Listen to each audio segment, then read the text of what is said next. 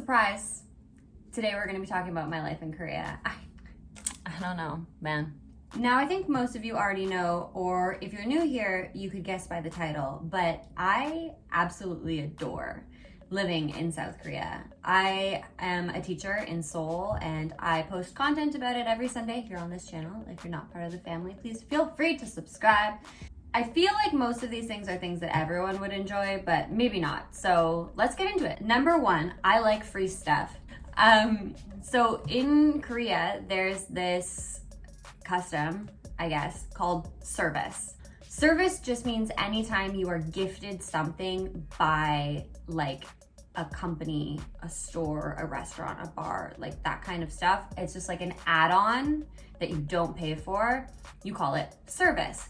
So in many ways, there's like opportunities to receive service at home too. But the difference, it comes like, I feel more in the restaurant sense. So the times that I've gotten service from a restaurant or bar has always been times when like I've been there and I've just been like having a very good time with my friends and clearly enjoying myself, or I start up a conversation with like the person that's either behind the bar or serving the table or whatever, and I'm just like having a good, happy time. I guess they just like to see that happening, and so they'll bring you service. I don't know, that's just what happens to me. I think also, obviously, if they like accidentally make too much of something, or like it's, you know, getting close to curfew or closing time and they have some things that they want to give away, they'll just give it away. More than that, there are like small opportunities to get service too. I've noticed every time I order to get my coffee or whatever delivered, I always get service, and it's like the smallest little cutest thing, and it comes with a note, and it's like so sincere, and I always translate the note, and it's like, I hope you have an incredible day. Not all of them are handwritten, but some of them are handwritten,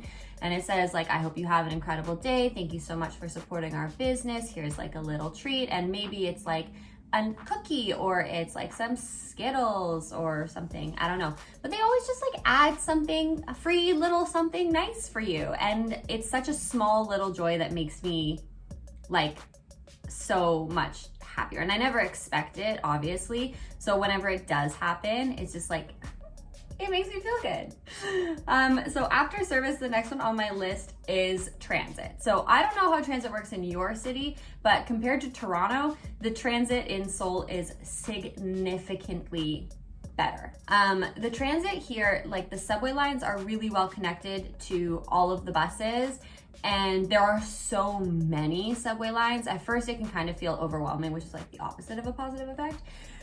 But once you figure out the lines and you figure out like the apps that you can use, they are so accurate and like so easy to use. Like you can kind of pick your travel, right? So if you want the shortest time, we'll show you the shortest way. If you want the least amount of transfers, it will do that, and it like updates it up to the minute and shows you all the stops that are coming, and like it tells you how many seats there are left on the bus that's coming that you're gonna try to get on next. Like stuff like that. It's so well connected. And coming from Toronto, which like I'm pretty sure most people know has like terrible transit. It exists.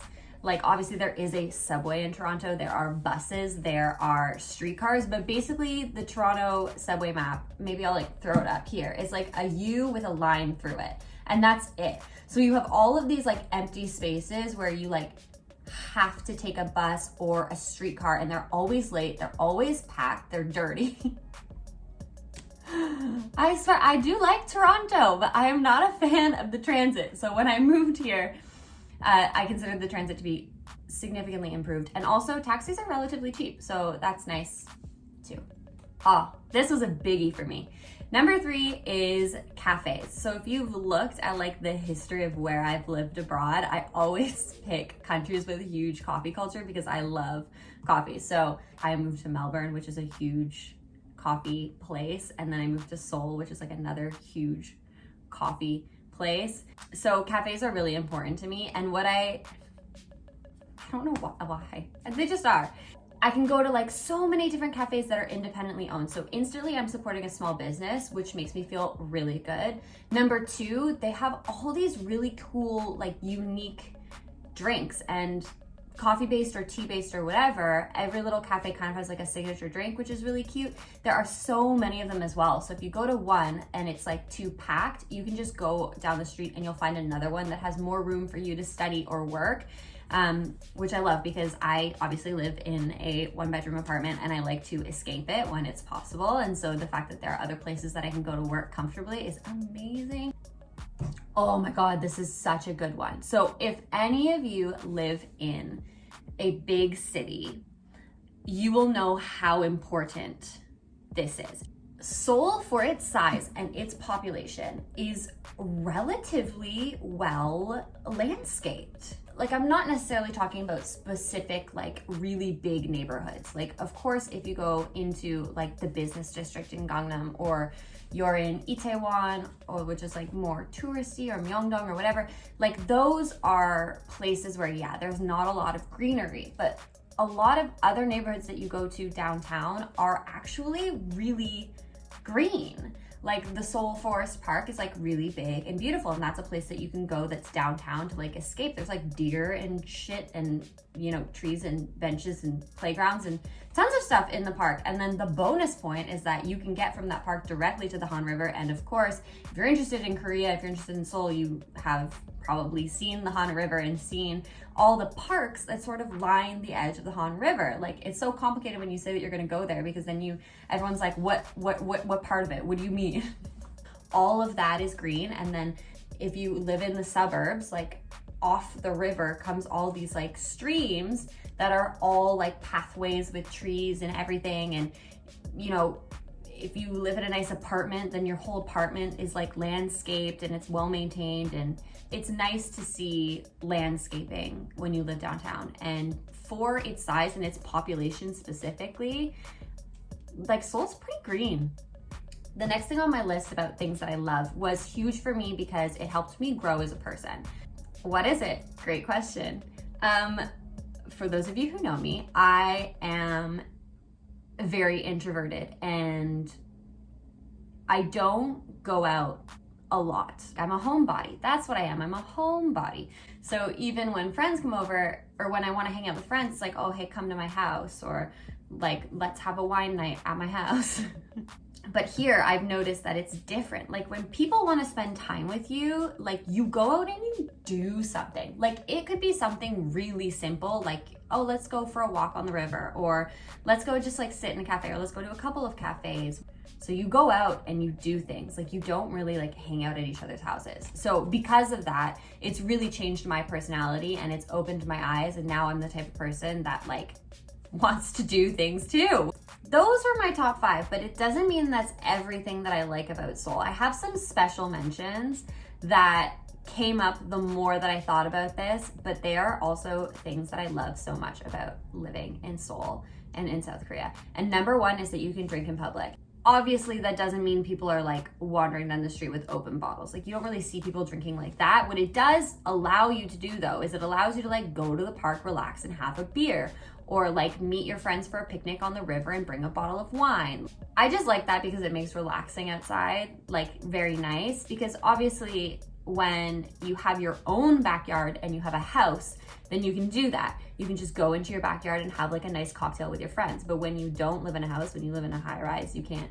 There's nowhere to do it. It's nice that you have the option to go to the park or go to the river to have like a nice sunny afternoon drink with your friends. So I love that I can drink in public. The other one is that I don't have to worry about losing my keys. I actually, strangely enough, am like the only one of my teacher friends who live in this apartment that actually has a key. Most people don't, but this is my keychain.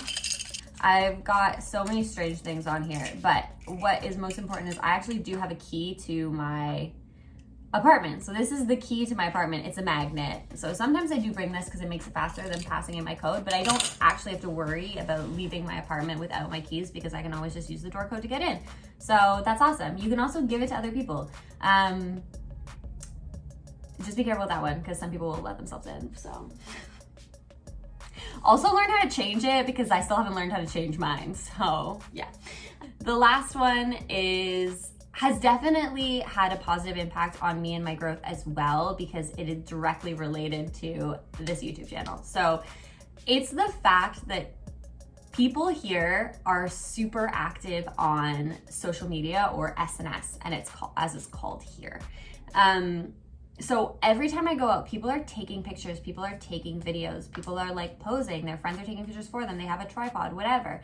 And so because I see that all the time, especially if you go to like really popular places with a nice view or like a beautiful menu item, it makes it so much more comfortable for me to also bring out my camera and start shooting content. So that's also another thing that I love about South Korea.